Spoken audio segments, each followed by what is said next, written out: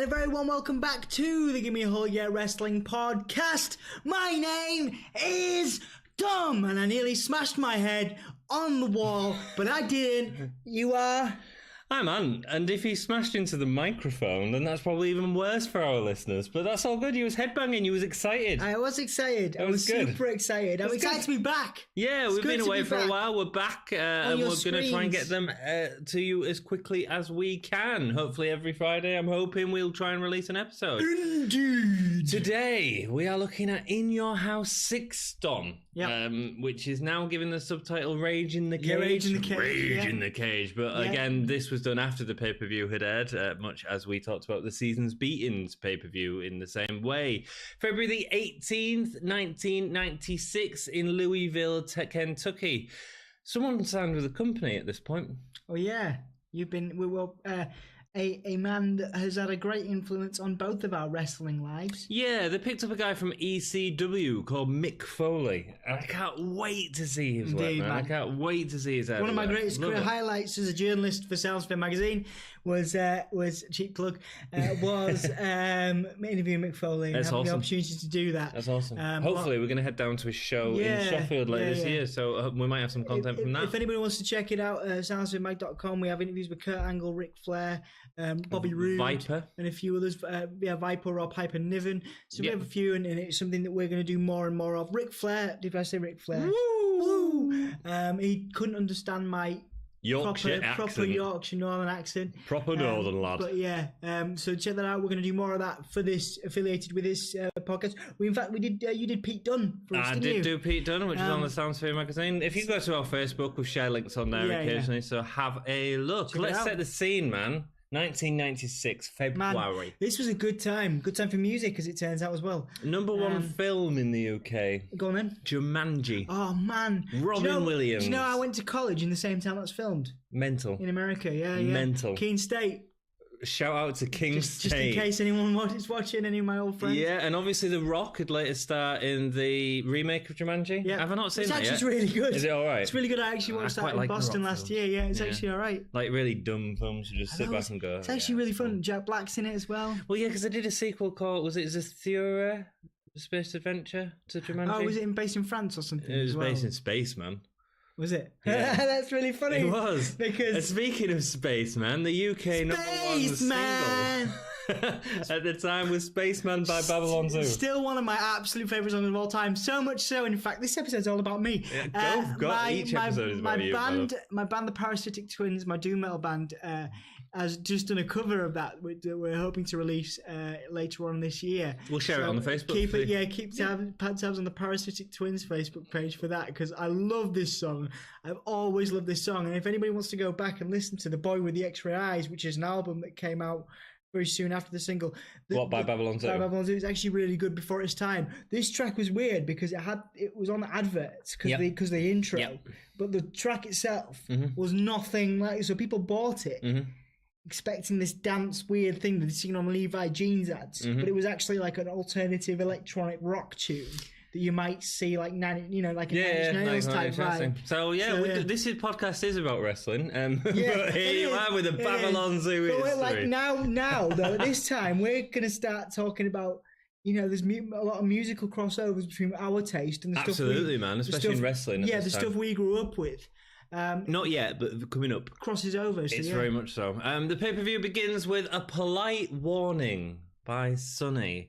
This time, she's not in the bath with a cameraman looming over her.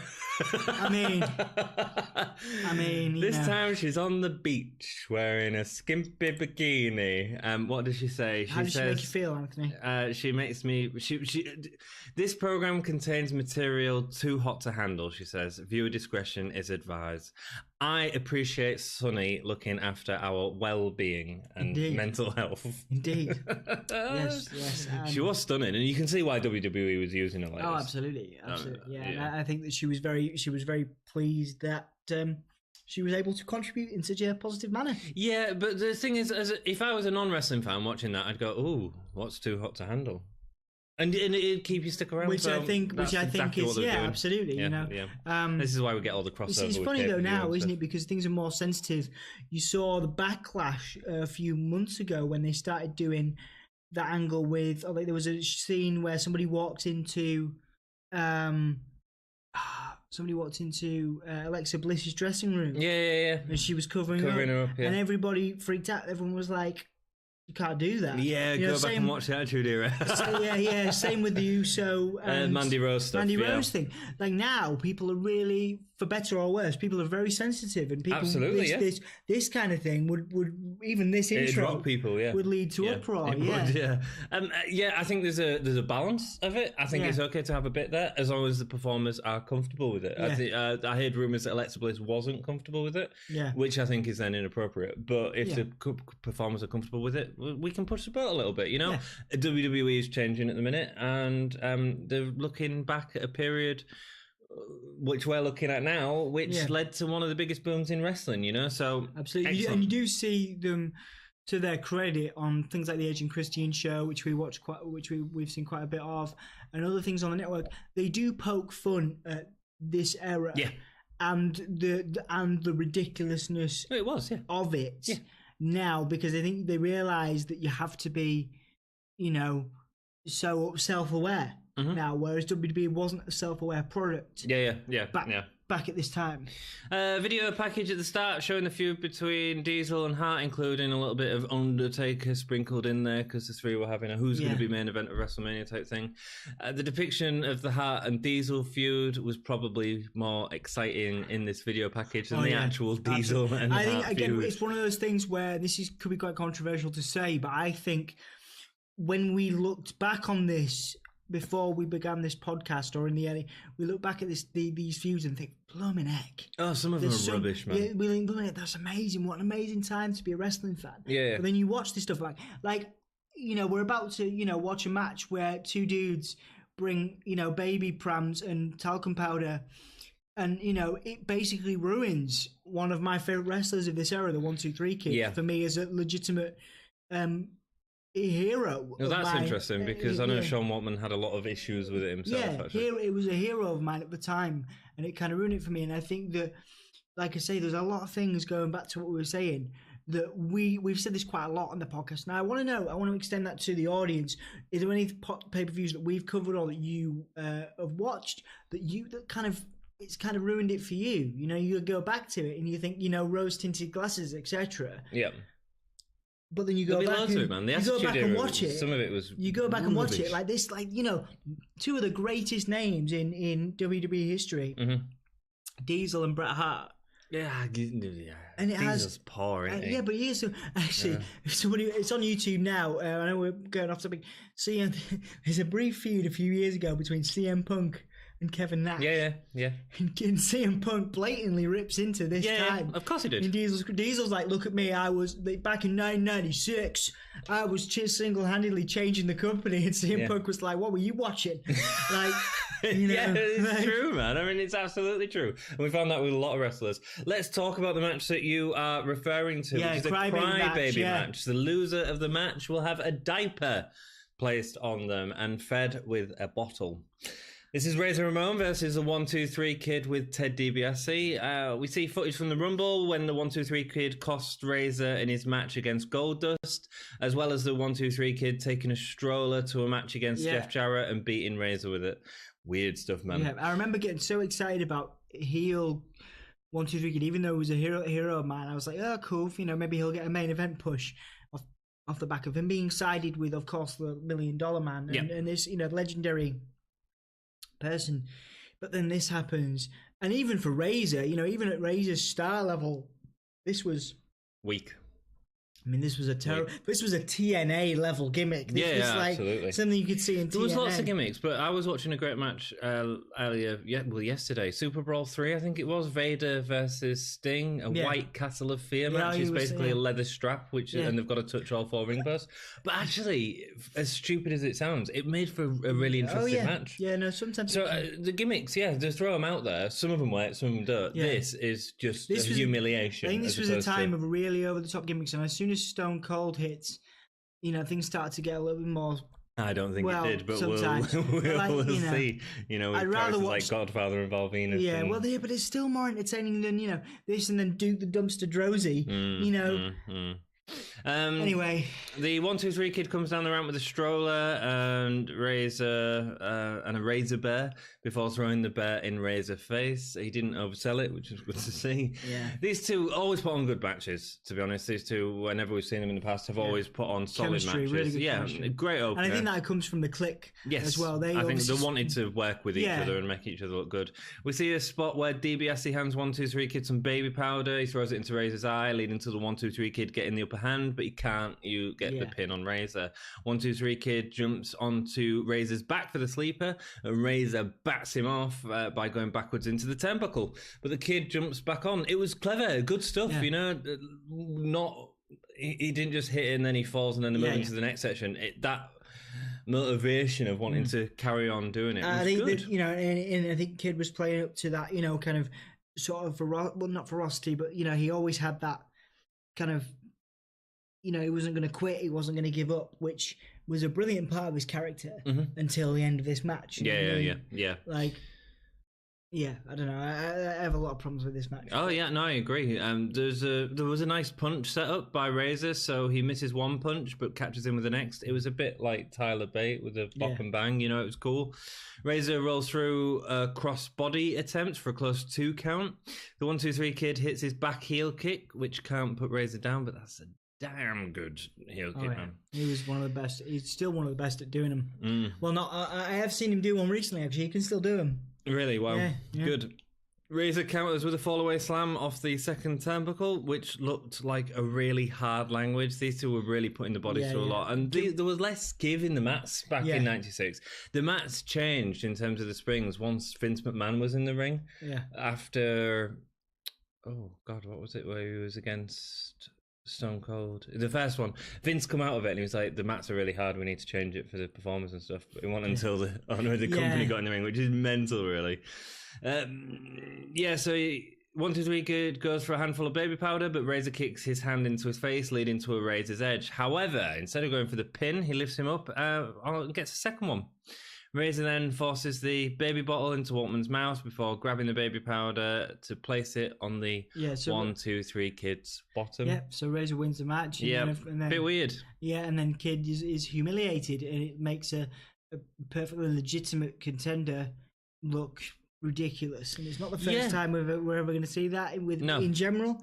No, I mean, it was a good match. The whole baby powder thing was fine, using that as a weapon. But when you've got a grown man leaning over a younger looking man, pinning his legs back to then wipe white powder on his backside. I mean, it's and I believe weird, even the hog pen match has had two goes, hasn't it? 2 go rounds, whereas I believe this is the one and only Crybaby match. I think so. I think so. Ends up in DiBiase's face as opposed to Waltman, thankfully, and then he puts on a diaper. He covers Waltman with baby powder. The kid comes out, doesn't realise that he's lost because he's been knocked out. Before the commentators point out that it looks like the 1, 2, 3 kid is crying. It was a good opener. It was a bit of silly fun from a viewer's perspective. Yeah. However, it did cause issues for Sean Waltman. Sean Waltman, not necessarily because of this match, but because of a couple of things that were happening in his life, sunk into addiction, sunk into depression around this time as well. And it wasn't a good time for him. And it's because of, I'd say, knowing that and seeing this sort of humiliation makes it a bit uncomfortable to watch. Oh, totally, absolutely. Absolutely. This is his last pay-per-view appearance, actually, as well, Sean Waltman's, until he returns as X-Pac. He obviously left for WCW, being unhappy in the WWF, and he was an incredible performer. I'm looking forward to seeing how he returns after WCW when we get to that section there. Yep. So, the important question, Dom. Which WWE superstar would you like to see lose a crybaby match in modern day? Yeah. I think the only one you could legitimately put in there and it actually work on any level would be Baron Corbin. I was going to say the exact same thing. Baron Corbin. Because he's kind of Nia Jax. Yeah, maybe Nia Jax. What about, I can't even remember him in this. Drake Maverick, Oh, man. You could see Drake Maverick in that situation. So that's what we've got to do. Okay, who would you put in? So you put pit two people against each other. Oh, you can do Nia Jax versus Corbin. I'd know that I'd end up with a result that I'd be happy with seeing. Interview backstage with Sonny, with Ray Rougeau. We see Jake the Snake with his python scaring Sonny, running around and all that. I have a lot of time for Jake at this time as well. Yeah, King of the Ring performance coming up soon. That's going to be good to watch. Duke the Dumpster Drozy versus Hunter Hearst Helmsley with Elizabeth Hilden. We have a backstage interview with Drozy, who gets pedigreed onto a bin lid before having his hair cut off. We see a bit of that on a video package. Hunter's theme tune, it sounds like the theme from the Kingdom Hearts game. I know Kingdom Hearts 3 just come out. Yeah. It sounds just like one of them themes. Isn't that done by Chris Renner? I don't know, man, is it? I think it is. Okay, cool. Elizabeth Hilden was an adult model known for her Penthouse videos. You'll have to research Elizabeth Hilden yourself. A little bit of homework for you guys. It's really weird stuff, man. How did I know that you'd done that homework? Well, I had to research. It's all like that like 90s weird material that's heavily filtered with like rose petals and stuff. Nice. Check it out. Good times. So after the feud with Hogfather Henry O'Godwin, he now gets to go against the garbage man. Main eventer, Triple H. Yeah. Hey man, he's got to pay his dues, and I think this was. No, he did it well. Was this after the? No, it's not, of course. No, this isn't his punishment yet. For the, I know, right? I know. Dumpster attacks on it with his belt early on. It's really strange seeing Triple H playing a coward against a mid-carder like Duke the Dumpster Drozy, you know? Yeah. And he gets a lot of offense, even reversing out of an early pedigree, which is mental. Thankfully, Hunter starts taking control, sending Duke hurtling towards the ring steps. The commentators are trying to coax Elizabeth into talking, but she really didn't seem to know what was going on. I think a lot of the guests at this, a lot of the guests throughout our history that we've seen, some of them are really clueless. Oh, absolutely, man. Absolutely. Yeah, she seemed overly. Yeah. And then Jerry Lawler, man, was doing this stuff where he was trying to like look at her backside and stuff. Yeah, it's all way over the top. Oh dear. The match starts to get really slow, and there doesn't seem to be any heat between the two, unlike the match prior. And there's not really much build-up, is there? You know what I mean? No. Drozy's a mid-carder. Triple H, they're trying to build him. Well, they're not trying to build him. They're just this time. keeping him as a mid-carder, really. He's got a devastating finisher, and that's sort of great. Yeah. You know? Both men clothesline each other out for the start of a 10 count. Dumpster gets a really clean looking spine buster off the running Hunter, but can't capitalise. Then after a sidewalk slam, Dumpster shouts out, "It's time to take out the trash!" He used to do this quite a lot, and it always entertained me. Back in the day, Kid Dom, he was very entertained by a dumpster wrestler. I thought it was great. Yeah. Because... Did you aspire to be? Well, yeah, because I wanted to be a wrestler, didn't I? But now you look back at it and you're like, it's just rubbish, man. It's a rubbish gimmick, you know. Trash compactor was his finisher, and he gets that in the match. He goes to get his trash can because gimmick, and he throws in the lid, which is really funny. He throws the lid into the ring, and it nearly hits Hunter's head, and Hunter even reacts to it, but it was like, oh, that could actually hurt if the rim hit him. I think it missed, but it's hard to tell from the camera angle. But the audience gasps when Hunter reacts. It's really cool. Whilst Duke is distracted by the ref taking a trash can off him, Hunter uses the lid to hit him over the head for the win. What do you think of the match? Anything with Duke the Dumpster Drozy, Kid Dom would have been like, cool, I want him to win. Early 30s Dom is like, I really couldn't give two less. Well, I just think it's a bit rubbish. Yeah, it's a bit... Nice. Great, we see a video package. I wrote that one down. Boom. Nicely done. Puns. Nicely done. We see a video package for the Bulldog Yokozuna feud. When Bulldog and Yokozuna were teaming up against Michaels and Diesel, Bulldog accidentally connects with Yokozuna during a pin attempt. Yeah. Jim Cornette turned on Yokozuna after the match, and Yokozuna beat off Owen Hart and Bulldog after turning face and attacking Cornette. A lot of time for Yokozuna face turn. Yeah, there's not a lot of time because he's not a lot of time for the idea of it. Same with Jake the Snake as well this time. Yeah. We'll talk about his interview technique then. Promised a lot of great things, yeah. Yes, I think it... Yeah, all of a sudden, you know, it's like Kofi, isn't it? You have years and years of being told that Yokozuna is Japanese. And then he does his promo. He sounds like a Samoan. And he sounds like a Samoan. What? And he even says Banzai. Yeah, he does. He does, yeah. It's a Samoan saying Banzai. Keeping it with a gimmick. I just don't. It's a bit trashy. Hard times. A bit trashy. We have a Doc Hendricks interview. This is the first time he informs the audience that we're going to hear Yokozuna speak. After Camp Cornette and Mr. Fuji, they were his mouthpieces for many years. And it turns out for good reason. Well, for the gimmick's sake, anyway. Yeah, absolutely, yeah. For 3 years, Yokozuna has stood in the shadows of Cornette. Cornette has taken the limelight and the money, and Bulldog is in the wrong place at the wrong time. Banzai! Me. It's funny. It's funny. He's Samoan. Yeah. What? Yeah. Really? Like, again, this time, I didn't think about it. And I was just like, it's so cool. Yokozuna's a face and a good guy. I didn't think that, you know, he was supposed to be Japanese for the last... You just forgot. You just completely forgot. You just forget it. Yeah. But then, like, I bet there's kids that were like, that still think Kofi Kingston's Jamaican. Would you have rather if he had talked in a Japanese accent? No. No. I mean, it would have... But Lana does in modern. Yeah, but Lana can do it, though. Lana's really good. Lana's really good. I thought Lana was genuinely... Well, didn't she live in Bulgaria for quite a while in her childhood? Maybe. I think she did, or something like that. Yeah, I believe so.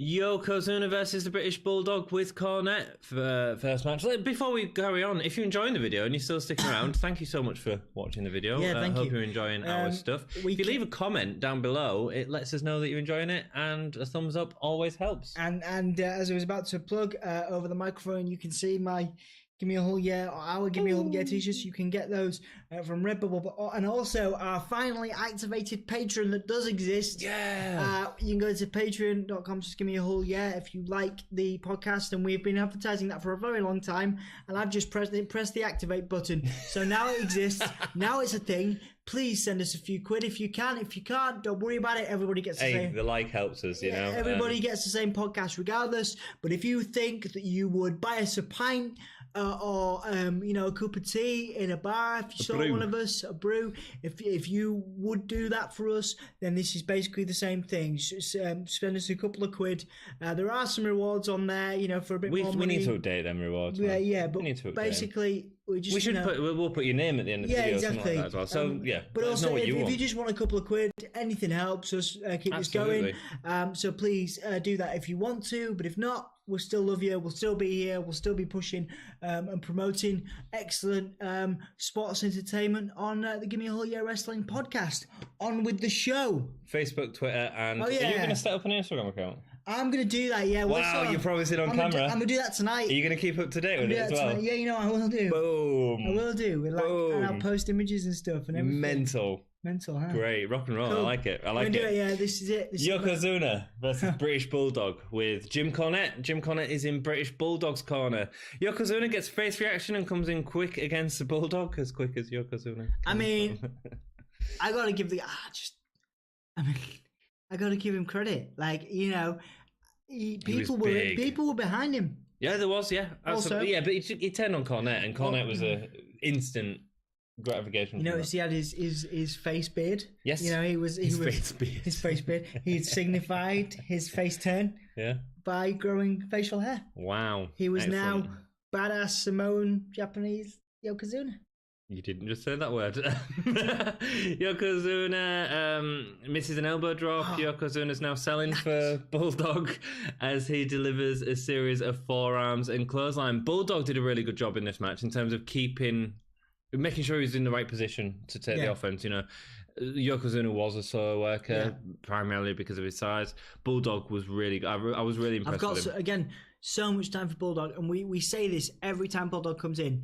But this time would have been an incredible time for him to have a run with the belt. Oh, even if it was a week. 100%, man. 100%. You know, just so he could have that legacy. One of the most awful missed opportunities. It's all good. He still remains absolutely. a loved wrestler. Absolutely. But you think that, you know, I guarantee you they won't miss a trick with Pete Dunne.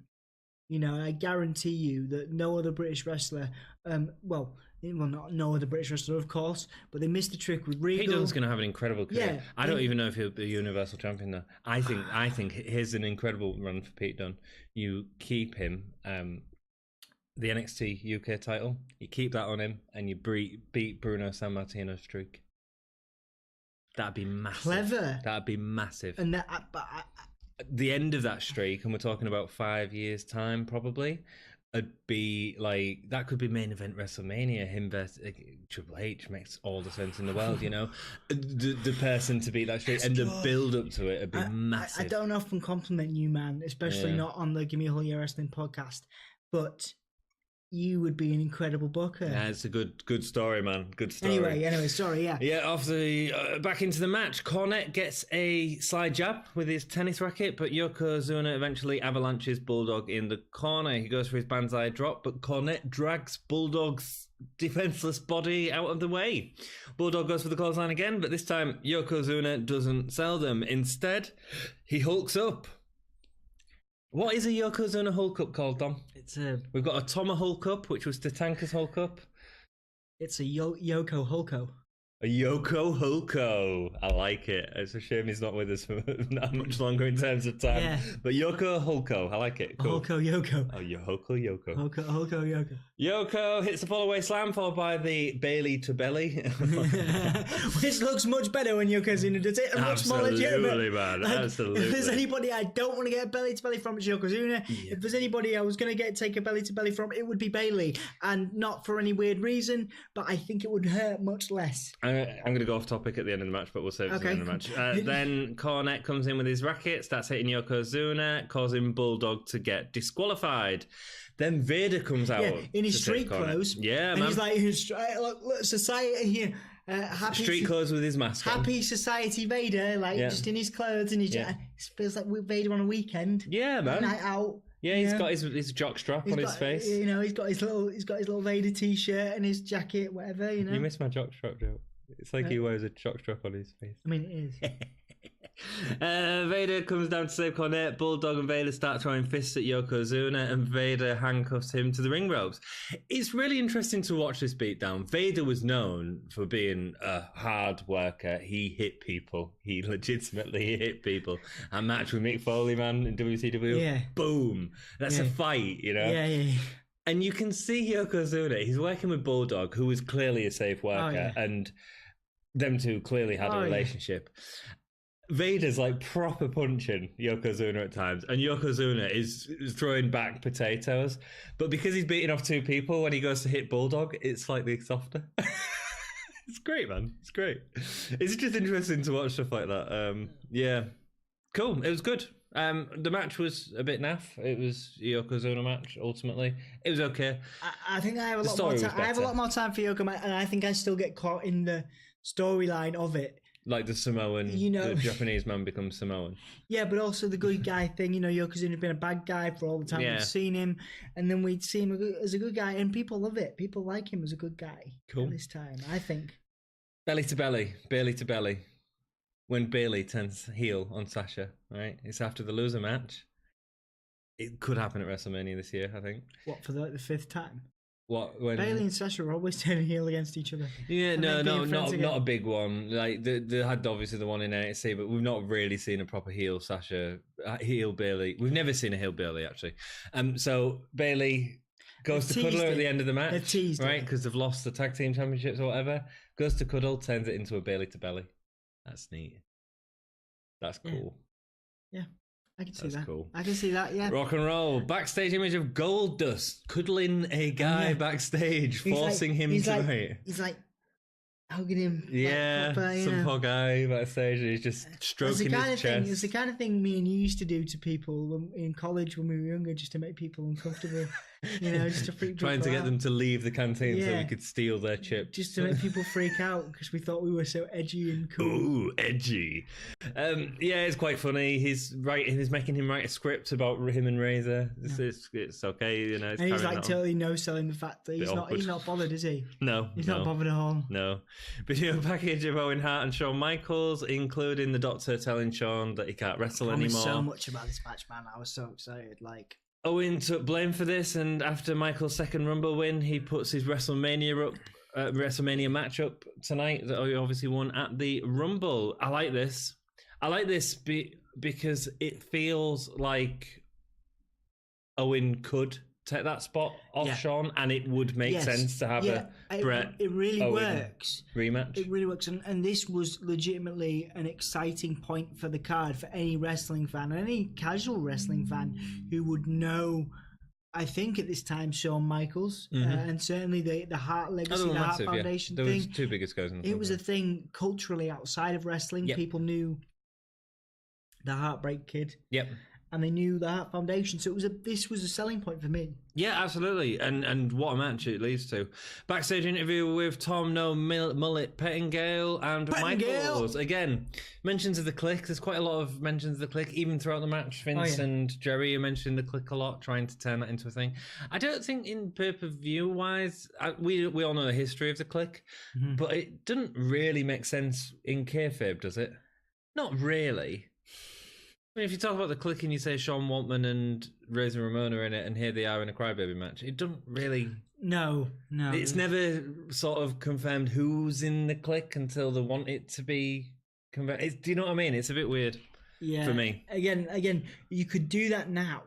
Absolutely. Yeah, you could have done it then, but it's not very clear when you mention the Click. No. And obviously we know the Click from a lot of other stuff that's out there. Yeah. Again, Michaels mentions that he has to go through Owens to get to WrestleMania. Michaels starts off the match on top of the In Your House set. This should have main evented this pay-per-view, not 100%. 100%. Like this was even in this era, we were about to go into some really good stuff and some really terrible stuff. Yep. But for this time, this was gold. It's good. I would say this is the kind of match that we've been waiting to cover on this podcast. Oh, we've had a couple, especially with Michaels. He's so good. You almost don't want to, because at this point, he knows how good he is. Yeah. Oh, he's showboating so much. You almost don't want to tell him how good he is, but if you go back and you're that interested, and I'm not expecting any of you to actually be, but if you were to go back and watch all of our certainly recent podcasts and the ratings and the top performers, which is the thing that we do every show that we cover. Michaels is there, man. He's great. He's there, so good all the time. He's showboating so much. Yeah. So he's dancing on top of the house. He swings down with a rope and takes quite a large drop onto the boys' goal. You couldn't do that these days. No, and then he gets into the ring, clears Owen out. His music carries on playing, which I hate. That I absolutely hate that. Yeah. Throws Owen out, and then he carries on doing his dancing with the fireworks. Early on into the match. If you look at the two of these guys, you've got Owen Hart and Shawn Michaels, and anybody present day. The only people present day, I would say. So for Owen Hart, maybe a Finn Balor. Yeah. For Owen Hart. Yeah. Maybe for Shawn Michaels, you got a Dolph Ziggler. What? No, right. So please tell me the last good match that Dolph Ziggler had. Every match. Don't be every match. He steals the show. No, he doesn't. He steals the show. He doesn't. I knew he was going there. Who replaces Owen Hart? We know that Shawn Michaels... Hart, probably someone like Kevin Owens. Is that just because they've got a similar last name? No, it's because he's a talented worker who always puts on a good show. Okay. Owen Hart. And obviously, and a technical wrestler, he's great at. And you've got Dolph Ziggler replacing Michaels. No, you don't. You'd have Finn Balor replacing Michaels. Oh, no way, man. Seth Rollins replacing Michaels. Maybe. Nowhere near. The only other person... The only other person, apart from Dolph Ziggler, would be Seth Rollins. Anyway. Great early crossbody. Oh, no. So he is proper showboating. He baseball slides under Owen Hart at the start of the match, then proceeds to high-five everyone around the crowd, goes to a random lass and kisses her, which she was just her friends were all like, oh my God. It was great. It was actually really funny. And he's loving it. I mean, I hope she was prepared for that. Like, I hope that she wanted it. Yeah, I hope she knew it was hair in a perm. Her perm stood on end. Again, these days, but you know, back at this time, she had a good night. She was there. Maybe she did. Yeah, maybe she got some sweet chin music. Hey, Lawler McMahon described Michaels as one hot dog. Comparing a guy like Shawn Michaels to processed meat.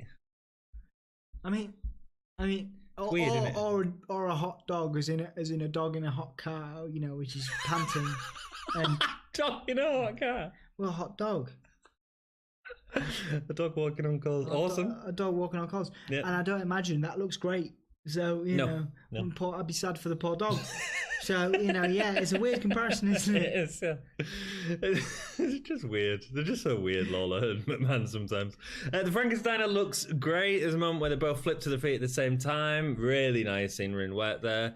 When Owen has the lead, it's great wrestling moves, wonderful belly-to-belly, neck breaker. I'd like to think that certainly at this time, these guys could have been mates. Yeah, probably. I don't know. I don't think... Because, I mean, the chemistry they have is exceptional. I think that's because we're both incredible wrestlers. Owen wasn't necessarily with the clique, was he? So no, and that was who he was. No, but he was certainly outside of, you know, while he was in the Hart Foundation, you know, they had, I mean, I know that Owen Hart feuds for a number of years post the Hart Foundation with... You know, he's still in the picture, you know, when he becomes, what's the gimmick where he's like, where he's like he has the radioactive green and black tights. I can't remember. I don't know, the Black Heart. He's the Black Heart. Right. And, you know, he's feuding, you know, I watched a clip the other week that just come on WWE where, you know, he's with Cactus Jack and Chainsaw Charlie feuding with DX. Yeah. So they have years and years post, or a few years at least, post and pre, absolutely. So you would imagine that they have some sort of relationship / dynamic. Possibly. We might never know. I don't know enough, to be honest. I don't know. Slows Can down. Anybody shed some light on that? That'd be good to hear. Really good to hear. The match slows down a little bit with Owen Hart going into submission holds. But it's not just a case of Owen Hart getting him in an arm lock and holding that for 2 minutes. It then turns into a headlock, and he does little changes just to keep it interesting, you know? It's good. Great work. Michael suplex Hart out of the ring onto the ringside from the apron, but Hart lands on both feet. It looks excellent and turns the dive attempt into a power slam. Owen locks on the sharpshooter in the ring, but Michaels makes it to the rope. Then Owen hits Michaels with an incredible enziguri, sending Michaels out the ring. Without question, I see a lot of enziguris. Owen Hart always had the best one. He's great. And people like Michaels are really good at selling it. Yeah. Also, I don't know if there's anybody that sold a sharpshooter, which when you really think about it, is quite a ridiculous submission move. Very few people sell it as good as Shawn Michaels. He's great. Which is funny when you think about the context of what's going to happen. But Montreal. Owens hits Michaels with the enziguri. It sends Michaels out the ring. Owen goes out of the ring to put him back into the ring for a pin. Doesn't get the pin. That felt a little weird to me. Yeah. I don't think Owen's character would have gone for the pin. He wasn't proud. He would have taken a count out victory. Do you get what I mean? That's a little bit weird. Maybe it's a pride thing. You know, maybe it's a pride thing, and that would make sense. Maybe it just didn't make sense. I don't know. I think it makes sense with the story because of the pride thing, perhaps. Michael goes for a switch in music, but misses. Owen ducks out of the way before going for the second enziguri, but again, Michaels blocks it before hitting the chin music for the pin. Really nice little segment here. Yeah. This is like... We don't see a lot of this at this point, of going for the finish, a quick reversal, building up the end of a match as well as that, because it is great. It's a great, 10 seconds of the match, you know? Little girl dances in the ring with Michaels before he puts her on his shoulders for his celebration. Moment. Is that his daughter, I'd assume? I don't know. I couldn't find out, but I assume it's someone he knows, or maybe it's a kid. Maybe, but it's good for the face. It's Absolutely. Good for the face image. A great match. I mean, it was always going to be when it was Owens and Michaels in the ring together, and really entertaining. Enjoyed it. Acting president of the company, Roddy Piper, comes out. Film star, TV star, actor extraordinaire. Piper, you know, I've always... I never really liked his promos. It was too out there for me. We don't have. To be fair, we don't have as many differences of opinion as we probably thought we did when we started the podcast. But we definitely differ on that. I think Piper's promos are brilliant. Yeah, let us know what you think of Piper's promos. For me, it was just a little bit too crazy sometimes. But here it's great. He did Dean Ambrose better than Dean Ambrose does Dean Ambrose. You know, like Dean Ambrose was supposed to be what Piper was. Yeah. But he doesn't do it as well. I don't know if that's because creative don't let him though as well. Yeah, agreed. Acting president of the company, Roddy Piper, comes out. He's taken over after. Sorry, that was my virus. Your virus. Something. Yeah. We have a virus on the podcast. Woo woo. We need to go put it in our trash. Yeah, absolutely. Acting president of the company, Roddy Piper, comes out. He's taken over after Vader has attacked Gorilla. I was just saying if the audience got my dumpster. Well, I got it, man. I got it. He says Michaels is the number one contender for the winner of the next match, and says Shawn had better pull his socks up. Some sort of authority thing going on there. Sweet sock music. He says he doesn't feel bad for Yokozuna getting attacked. What? Doesn't really work in this context. It doesn't work. A little weird. Underselling the babyface, basically. Yeah. He describes Vader's mask as the jockstrap and shouldn't wear it on his face. That's really funny. That's where you get your material from. I know. I just steal it from WWE. Roddy makes the match of Yokozuna versus Vader for WrestleMania. Jim Cornette comes out to confront Piper. He says Piper is afraid of one person, which is Vader. He then squeezes Cornette's backside, which was a little weird after describing Yokozuna's Roddy Piper just do those weird things. I loved it. Yeah. I know that's fine. This was all more subdued though than his earlier promos. A lot more. Nice to see Piper in the position actually. I think he did a great job and it was more direct than his crazy promos, which I don't like all the time. I think, everything in moderation. It's almost like them. Yeah, absolutely. Absolutely. For me, Piper's promo just went too out there sometimes. It's the same way as Ultimate Warrior, you know? I think with Piper, it added something. I think it was very much about entertainment. With the Warrior, I think they would let him do it because of the gimmick, but I don't think anyone, and I'm talking about Psycho Sid and Scott Steiner here, who of course are the kings of terrible, ridiculous botched promos. I think even in this that context, there is basically, I'm telling you that Piper, nails his promos, but I don't think that anybody's as bad at delivering a ridiculous promo than the Ultimate Warrior. Yeah. Have you made your point? Because you're struggling. I'm just... You've made your point? Do you agree with me about the Warrior having being the most ridiculous? What? I'm going to say yeah. I'm a bit lost, Dom. You've lost me. Now, let me explain. Here we go again. Let me Round 2. Ding, ding, ding. Excuse me. I'm going Vicky Guerrero here. Excuse me. What I'm saying to you is that in history, there have been documented terrible promo givers. Yes. One is Psycho Sid. One is Scott. Sid's a very good promo. No, one is Scott Steiner. They botch a lot of their promos. Yeah. Okay, I see what you're saying. Right? Ultimate Warrior is the king of botched promos, but you wouldn't even know if they were botched. I don't know. Ultimate Warrior is more entertaining than Dinner Brook. Steel cage match. Nice. So that's why this whole promo section's in there. It's for them to build up the steel cage, which is great. Keep us distracted, as opposed to having they did something in the past where it was like they were timing the ring crew to turn it into a competition or something. It was the worst. Bret Hart versus Diesel. This whole bit, I wish that Owen Hart Shawn Michaels match had gone on like 21 minutes. Yeah, absolutely. So these two have been at it before. The matches have been. It's getting tired now. I'm getting tired. I'm getting tired of this. I'm getting tired of these two. Yeah. I'm getting tired of them as individuals. Diesel, he's so slow in the ring, man. And in my opinion, putting these two in a steel cage match was the worst idea. Have we ever praised the Diesel match? Yes. There was one. I can't remember when it was. There was one. We've praised a couple. Was it the Bret Hart one where he went to the table? Oh, was that the first one they ever did? Yeah. Yeah. But we've praised a couple of Bret ones. Yeah. Bret's good. For his work. SummerSlam 92. He's good for his work. Yeah. He's a good worker. Yeah, he needed a bit more. As a show, he needs a show. He's a worker. He needs a showman. Yeah, absolutely. To bring out the best in him, he needs a showman. Shawn Michaels. Shawn Michaels. The problem with the match and putting them into the steel cage is it dissolves into a really formulaic thing. And now Diesel's slow anyway, and this match dissolves into a move followed by someone trying to escape, followed by the Diesel pulling him down, a Hart pulling him down, doing a move, the other person trying to escape. And it's really weird because we've seen Bret Hart in an incredible cage match, one of the best cage matches of all time against his brother Owen.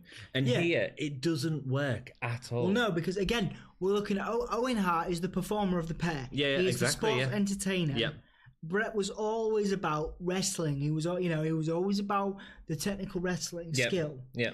And if you put a guy like that in a ring with a guy like Diesel, you would get a slow, methodical match, which doesn't work for anyone. It doesn't work for wrestling purists, and it doesn't work for sports. It's not entertaining. For sports the crowd are dead. Fans. I was dead watching it. It's a bit like when you used to put, I think we're allowed to mention names on here because we don't have the restrictions WWE does. But it's like when you put Chris Benoit in a ring with Eddie Guerrero, focusing entirely, of course, on the wrestling ability of the pair.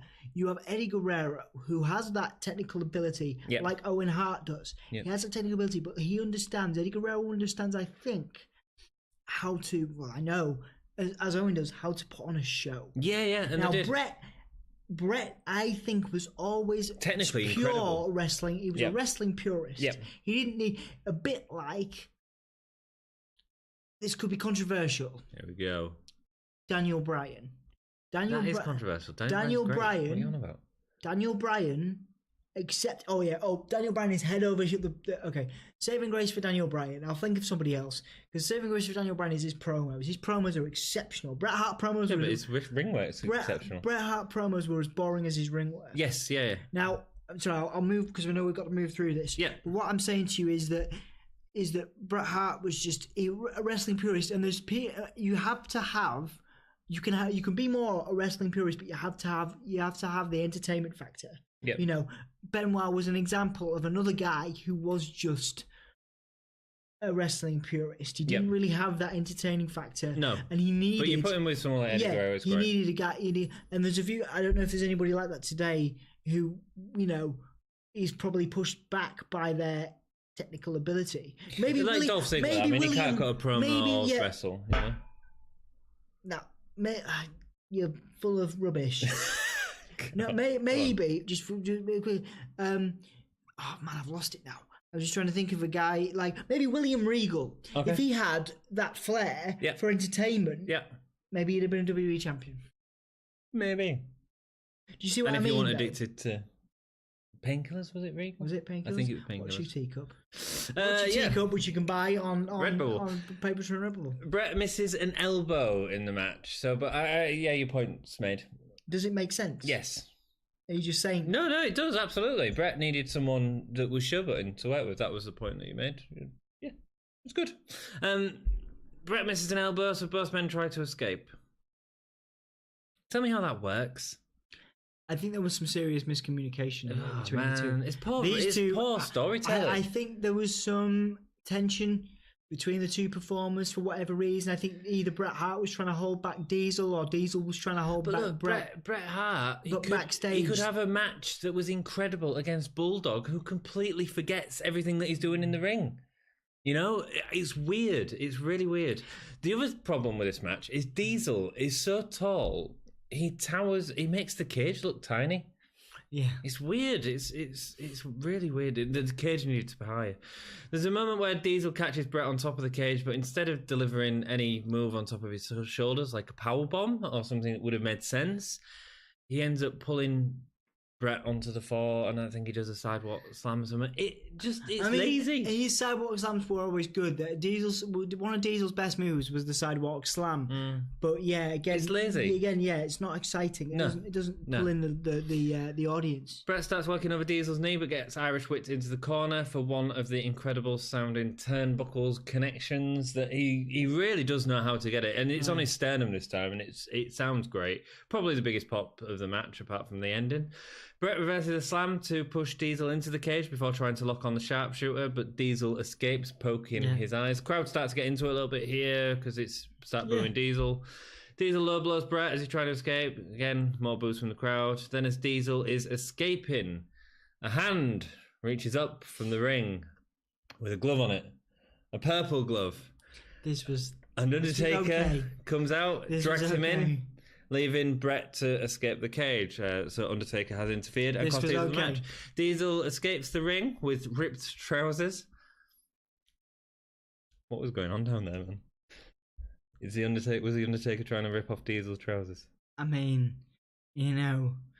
Rest in peace. Rest in peace. I get that this is the first time we've seen it in WWE at this time, and that ending at the time must have been the most exciting thing. To me, that was the saving grace for this pay-per-view outside of the Michaels Owen match. Yeah, I mean, it's quite an interesting pay-per-view to watch. I think you couldn't do that. I think the most recent thing anybody has seen like this in the recent was the Bray Wyatt Randy Orton match, and it's ridiculous now. WWE use it all the time. Yeah, but you don't see people come through. Yeah, it's ridiculous now. You couldn't do it now. You couldn't do it now. You could. Just to use it every so often. Someone comes out from another cage. It's fine. It's cool. It works. I don't think this was the best time it's been done, but it wasn't the worst. You know, Kane had some good ones in the past. Oh yeah. Like yeah. So, but you know, I can understand that'd be so exciting. I'd go to school the next day going, oh, "Did you see the Undertaker?" Come up to the ring, yeah. I get it. I get that. It was great when Kane used to do it as well because. You know, the commentators be like, he's dragging him to hell. Yeah. He's dragging him straight to hell. Yeah. And it's like... pyro going off underneath it as well. Yeah, that's cool. But I think we've seen better ones than this video. But that's fine. It's cool. It's a new gimmick. It makes the most of a really uninteresting match. And that's the end of the pay-per-view. It ends quite abruptly. Actually, normally have an advertisement, but nothing more promo. But that's fine. That's cool. End of pay-per-view. On that note, I like it. What do you think of the pay-per-view?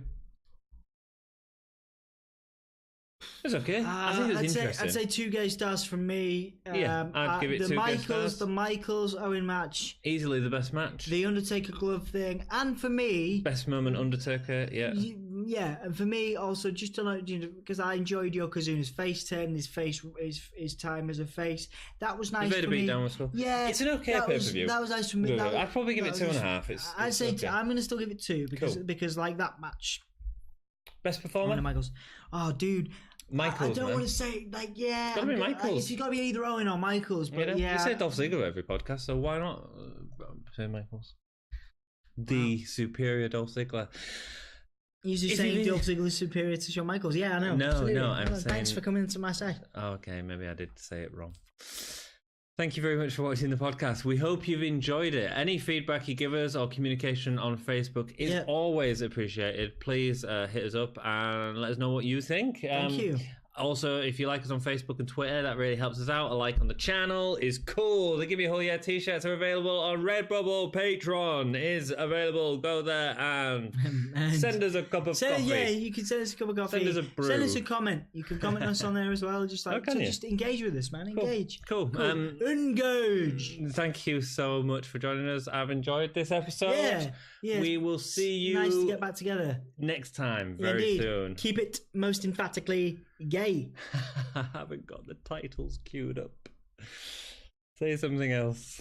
Keep it gay, keep it gay, keep it gay, keep it gay.